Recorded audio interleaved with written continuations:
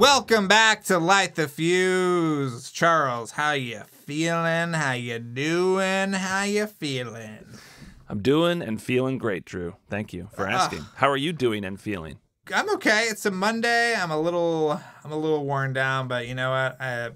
Seeing your face and getting to record some fun Light the Fuse intros is always puts a pep in my step. You know what I mean? Yeah, of course. And it's great to continue this chat that we had with our dear friends, Adrian Correia and Andy Rydzewski, both accomplished cinematographers. Yes. Very smart, amazing, beautiful men that we got to talk to on the show. And again, Adrian is a cinematographer, Glow Season 2, and he did some of The Flight Attendant, which is on HBO Max. He also did Kevin Can Fuck Himself. I guess. Whoa, Charles! I don't know how they talk about the show. They put asterisks over it, so Kevin can F himself. I don't know. Right. Which is on, I think, AMC Plus, or maybe it's also on just normal AMC. And then he also did Love Life for HBO Max. And upcoming, he's got Florida Man coming on Netflix, which is cool. So yeah, Adrian's got a long list of stuff he's done. Andy's also, he shot a whole bunch of stuff over the years. He's most recently did Pen 15 on Hulu and Dollface Season 2 also on Hulu. So these guys are amazing and funny and fun, and we hope you're enjoying the conversation we've had with them so far. Yeah, it's been great. So I hope you guys like it too. Before we get into this, obviously, Charles, I have to give my shout outs because, you know, that's my favorite part of the show. So I want to thank Jeremy Dillon and encourage everybody to check out his podcast, My Favorite Album, where Jeremy talks to a different musician, actor, singer, songwriter about the music they love and how it's influenced them and their work. I also want to give a shout out to John B., who's also been a long time sponsor of this show and who we really appreciate, as well as Elvis Ripley.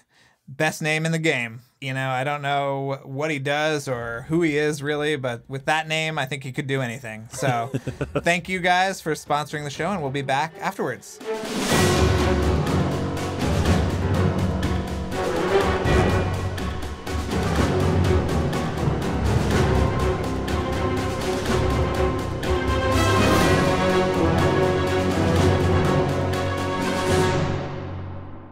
Well, let's move on to two.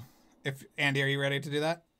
Yeah, actually, because one of the things I wanted to talk about is there's something that 1 and 2 seem to share that feels like an anomaly to me, and I wanted to get your thoughts on that. Okay, go ahead. So it felt to me like 1 and 2, in terms of, you know, the filmmaking, had like a playfulness and an inventiveness, is, I don't know if that's the word or not, that the rest of them don't. Like there's POV shots all over the first one where it's you are the character and you are literally looking through their eyes. And the second one has like various levels of slow motion layered onto regular motion at the same time, and has these big sweeping, you know, dissolves and sweeping, like they're trying weird stuff, which doesn't always work, or whatever. I guess doesn't matter. It's all subjective.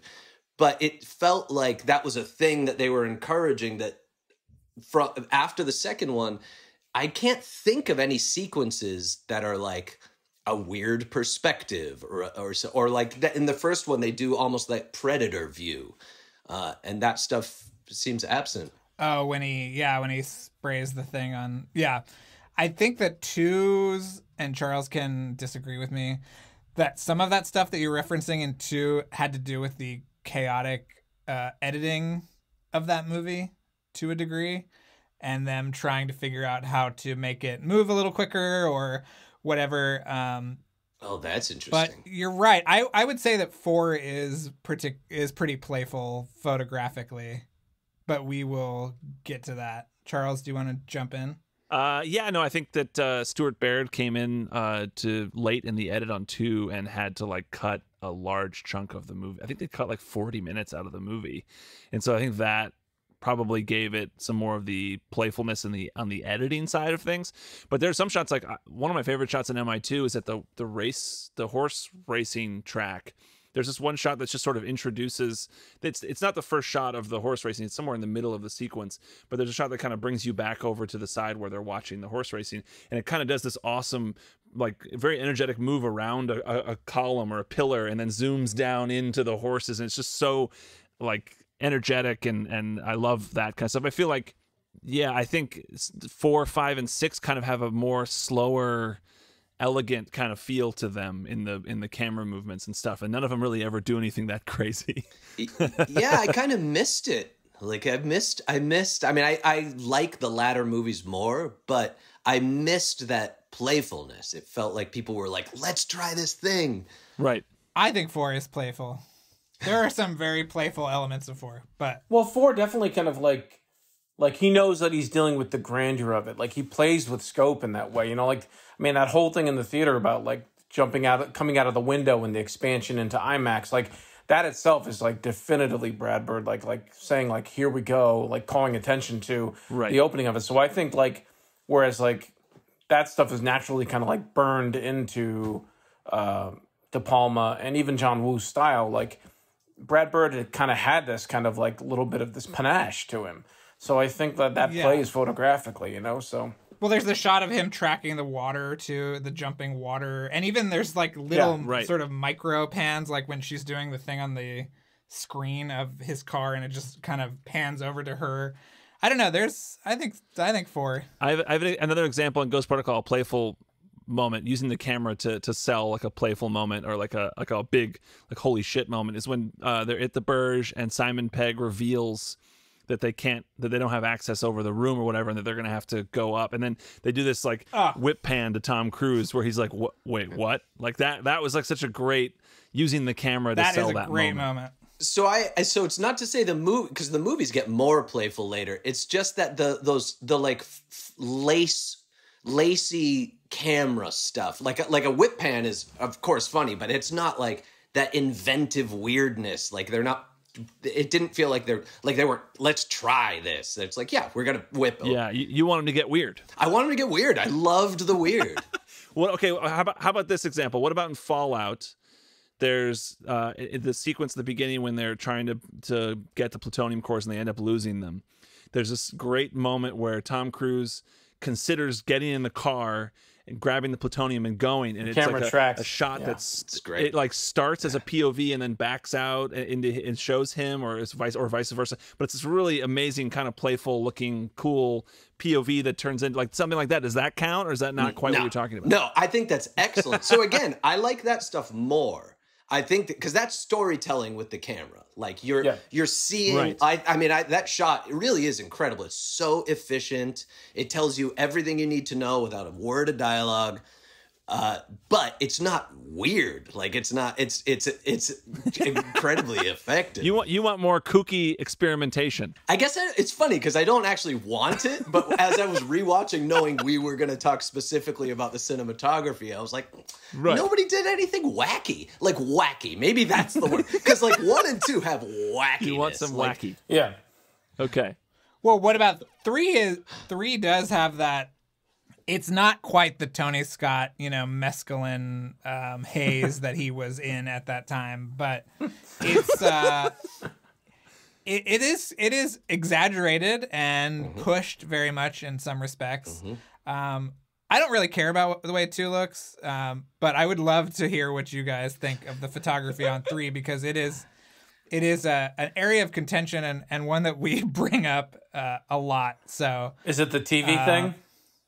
Yes. Well, yes. Yeah. Does it feel like does it feel like it's directed by someone who's been directing TV too much at that point? And TV at that point, TV is different now than it was in 2006. I mean, let's just now there's prestige TV, and now the TV shows are much more cinematic. But even so, maybe you could still argue that TV still focuses too much on just close-ups. Are there too many close-ups in MI3? That's the question. Wow, that was a long runway. Well, it's also, is there a lot of close-ups? Yeah. Are there a lot of really tight close-ups that play over sequences? Yes.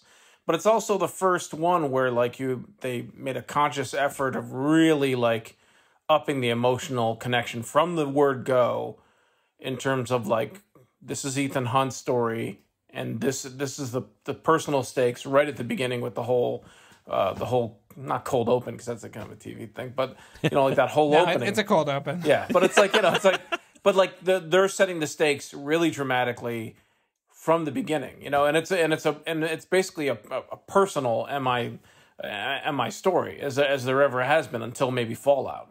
But but when you're dealing with something like that, you know, he was shooting a lot of TV at the time. And it's obvious that like that particular style of close-up played in a really particular way for him in Alias. So it's like, you know, like it's something he jumped back into with this movie. So for me, like it didn't detract from it for me. It's just definitely, because there are some panache with like when he's tossing the gun in slow motion and Kerry Russell catches it. There's some definite like things from a cinematography standpoint where he's like playing with the medium and trying to make it feel like a big budget thing. But for me, like it's not really. I didn't feel anchored to his TV work, but it certainly doesn't have the playfulness or the structure of any of the first two, or even Ghost Protocol. The disappointing thing, I think, to us, and Charles and I looked at this footage recently of the moment where he's sliding underneath the 18-wheeler or whatever in China. And it's so close and it's so quick. And there is like behind the scenes footage from just, I don't know, 10 feet away. And it looks so fucking amazing. I mean, it is literally like as death defying as some of the things he would do later, but you don't see it. I don't know. You don't connect. You don't feel it. Yeah. You don't feel it. Right. And Charles and I were sending this back and forth. Like how could they not have just used this angle, which was just somebody on set taking, you know, video of the stunt. It just, well, the funny thing is, it's crazy. They could have shot that angle. You really don't know. They could have, sure. Because but no, I mean, like, it could have been shot. Right. And maybe it just didn't get used in the edit. Right. I mean, that happens so often. Andy and I can both attest to being a cinematographer. And it's always for a close-up. It's always for a close-up. Yeah. No, that's definitely true. You're saying they always make you get the close-up instead of something else? They use the close-up. They choose the close-up instead of the yeah, exactly. Right. Yeah. Right. Or you put together a oneer that's really great, and then they always use the safety shot to break it up. Yeah. Exactly. And, you know, I mean, that's part of this. What I find so fun about this series is you're getting a bunch of different directors coming in and having their flavor, you know, sprinkle it all over. Yeah. And at the time, J.J. Abrams was coming from TV where close-up, especially at the time, again, like I'm fascinated by how of their time these movies are. So I think you could make the argument, be it good or bad, that those close-ups are just that was J.J. Abrams' style at the time. Yeah. I mean, I think it's apparent that it was.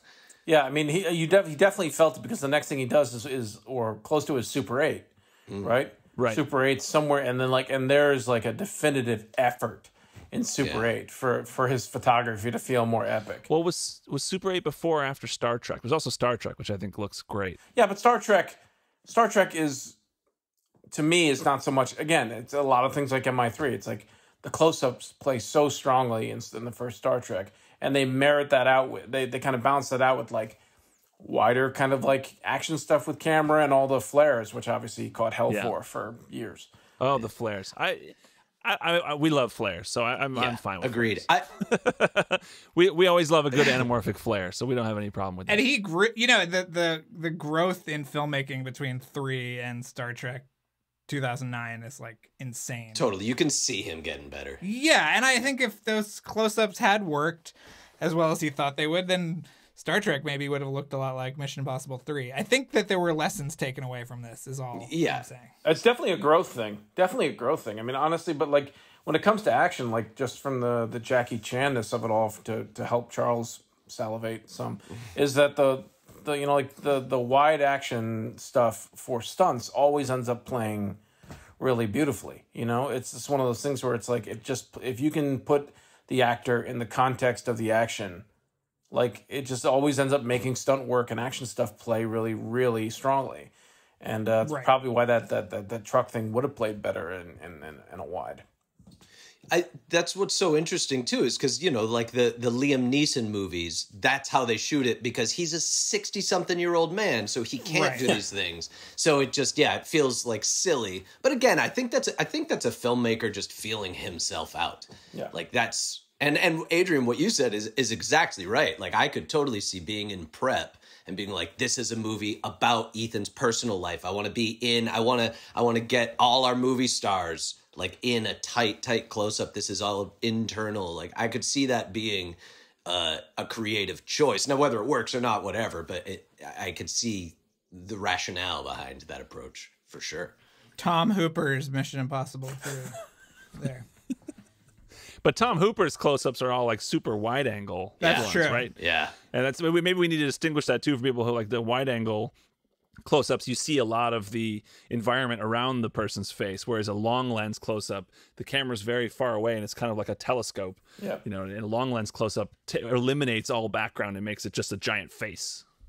Do you guys feel like, because I did feel like this movie, Mission Impossible 3, felt like a really good bridge from 2 to 4, because this one feels a little in between, because it's like tastes of naturalism, like grounding it a bit more, but still splashes of color. And, you know, we've talked about the close-ups and everything, but the approach was like, okay, let's get real and gritty, and it's still stylized. It's a very stylized. Yeah, but then 4 and 5, which I had a lot of trouble, and I'm very curious for you guys, I had a lot of trouble finding defining traits that separated those two. They felt, both of them, like I kept calling them in my mind Hollywood naturalism. It's like beautiful, but natural. Like the light is always motivated. It's not pushing a lot of the lighting. Well, obviously, we should say that Robert Elswit. These are the only two movies in the series that have the same cinematographer. So that would explain somewhat why they would look pretty similar. And also, Christopher McQuarrie has said before that he was kind of continuing the feel and look of Ghost Protocol. He hired the same production designer and the same cinematographer to kind of continue the tone, success of Ghost Protocol. Yeah. I feel like I brought this up to Robert Elswit and he had no idea what I was talking about. And I don't know, maybe I'm crazy. There's something wrong with my eyes, but I'm curious to know Both if you things. guys all noticed this. That to me, Rogue Nation feels warmer. The colors feel a little warmer. The skin tones feel warmer to me. They feel than warmer than Ghost Protocol. Am I crazy? No, it feels more saturated. It feels more saturated to me too, just a little bit. Yeah, it's more just a little okay. bit. I feel Rogue Nation feels more autumnal. Yeah. Is that, yeah. Yes. Yeah, I think it's a good term. There is kind of a okay. I'm trying to think where are they in Rogue Nation? I'm now mixing those two movies up. They're in London, Vienna. Vienna. Yeah. Where else? Morocco. Okay. Morocco. They're underwater. So so the water, because I would just throw out there, the locations like have a lot. I shot a movie in Barcelona, and everything there is warm because the sun is bouncing off of warm walls. The walls are actually yellow, Right. and so it like that literally was the light itself is warmer in certain places. How did you feel about Australia standing in for Barcelona and Mission Impossible 2? It ain't warm, right? It's everything's. It was down under, but it was warm. Yeah. I mean, it is. I don't know. Finding differences between Ghost Protocol and Rogue Nation. I don't know if there are a lot of differences there. Yeah. I mean, to me, I do think that even outside of exterior location stuff, even on soundstage, like the scene in the Ilsa's first scene. To me, when I look at Tom Cruise's skin, there's more color in his face in Rogue Nation than there is in Ghost Protocol.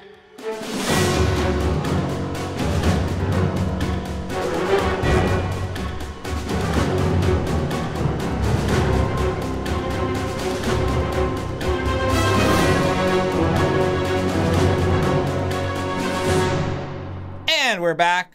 Charles, how you feeling? Another episode down. I feel great, and I'm doing great. Part 2 is done. It's done. Thank you to Andy and Adrian for taking the time to talk to us. And I have other special thank yous I have to give.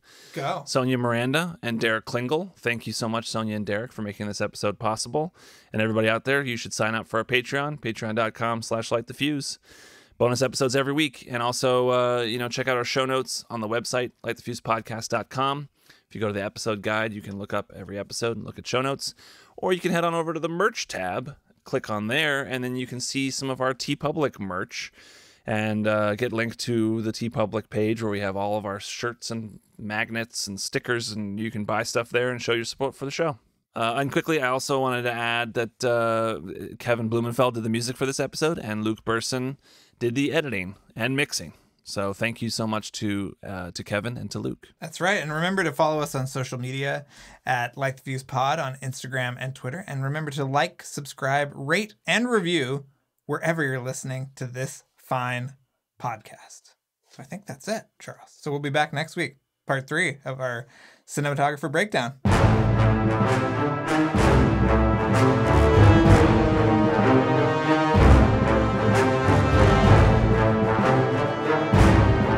Thanks again for listening, everyone. And before we go, another mission, should you choose to accept it, please rate, review, and subscribe wherever you listen to podcasts. And remember that you can follow us on Twitter and Instagram at LightTheFusePod, and email us questions or comments at lightthefusepodcast@gmail.com. This message will self-destruct in 5 seconds.